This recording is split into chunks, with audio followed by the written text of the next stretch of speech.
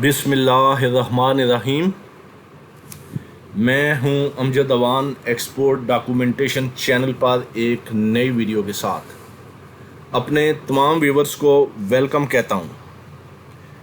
आज का हमारा टॉपिक है what is deferred payment. Deferred payment क्या होती है? आज इस वीडियो में मैं आपको डेफर्ड पेमेंट के बारे में एक नई चीज़ बताऊंगा। जो दोस्त ये जानते हैं कि डेफर्ड पेमेंट क्या होती है उनके लिए एक नई चीज़ है, और जो नहीं जानते कि डेफर्ड पेमेंट क्या है तो दोनों दोस्तों के लिए ये वीडियो है। डेफर्ड पेमेंट में एक नई चीज़ ऐसी है जो बहुत से दोस्त जो एक्सपोर्ट की फील्ड में काफ़ी टाइम से हैं, ये शायद ये चीज़ उन तक भी ना पहुंची हो।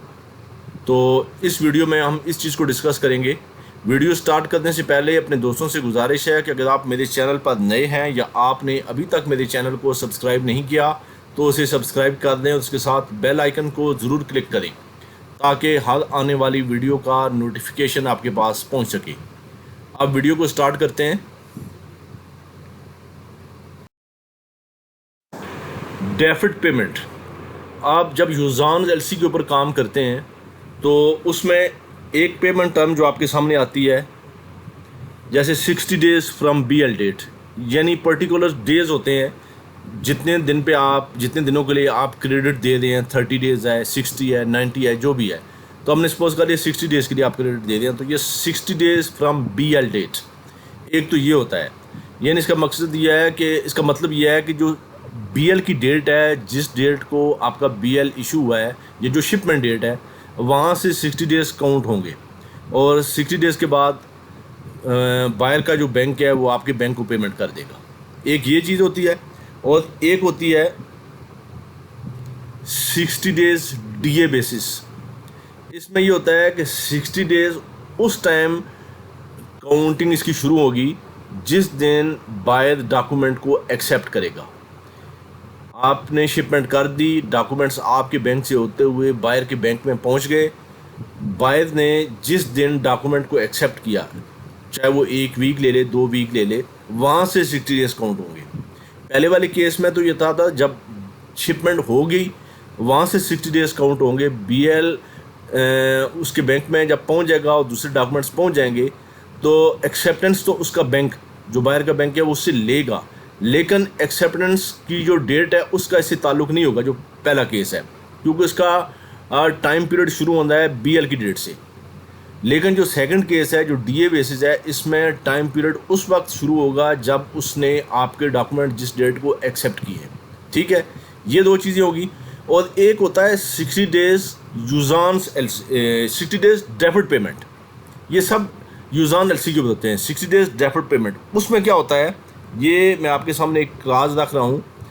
ISBP, international standard banking practice 681 class है इसकी 47। ये इंटरनेशनल चैम्बर ऑफ कॉमर्स की पब्लिकेशन है। इसमें ये चीज़ कहता है कि बैंक ने आपको, जो बायर का बैंक है या एलसी ओपनिंग बैंक है, उसने आपके बैंक को मैच्योरिटी डेट कंफर्म करनी होती है। जो भी डेफर्ड पेमेंट होती है, 60 डेज़ बीएल डेट है या डीए बेसिस है या 60 डेज़ डेफर्ड पेमेंट है। डेफर्ड पेमेंट एक अलग से एक टर्मिनोलॉजी यूज़ होती है, तो उसमें आपको आपके बैंक को उसने कंफर्म करनी होती है मैच्योरिटी डेट। लेकिन इसमें एक और चीज़ है, ये नीचे वाली, आप जो सबसे नीचे वाली लाइन है ना, आप इसको देखें, लिखा है इसमें where there is no requirement for a draft to be presented by the beneficiary. जब वर्ड लिखा होगा 60 डेज़ डेफर्ड पेमेंट, तो उसमें ड्राफ्ट की या बिल ऑफ एक्सचेंज की ज़रूरत नहीं होती। ऊपर वाले जो दोनों केसेस हैं, जैसे 60 डेज़ फ्रॉम बीएल डेट, इसमें बिल ऑफ एक्सचेंज बनता है, और 60 डेज़ फ्रॉम डीए बेसिस, इसमें भी बिल ऑफ एक्सचेंज बनता है। बिल ऑफ एक्सचेंज को इंटरनेशनल ट्रेड में ड्राफ्ट कहा जाता है। ठीक है, इन दोनों सूरतों में ड्राफ्ट या बिल ऑफ एक्सचेंज बनेगा। लेकिन जो थर्ड सूरत मैंने आपको बताई है जिसमें लिखा होगा 60 डेज़ डेफर्ड पेमेंट, उसमें ड्राफ्ट की या बिल ऑफ एक्सचेंज की ज़रूरत नहीं होती। लेकिन ये डॉक्यूमेंट आपके बगैर विदाउट बिल ऑफ एक्सचेंज के जाएंगे, और वो जो बायर का बैंक है या एलसी ओपनिंग बैंक है वो मैच्योरिटी डेट भी कंफर्म करेगा। यानी ऊपर वाले दोनों सूरतों में भी करेगा, इसमें भी करेगा।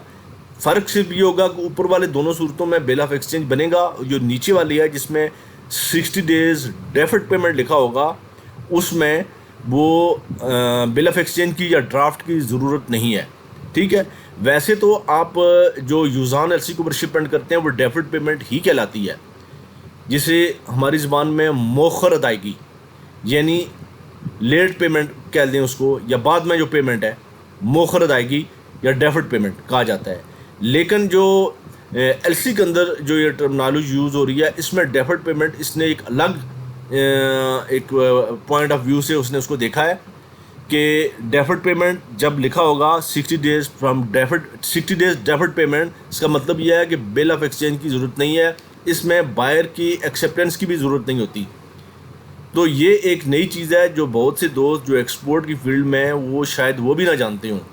ये मैंने आपके सामने जो रखी है ये आप चाहें तो देख सकते हैं, international standard banking practice publication number है 681, आर्टिकल है 47।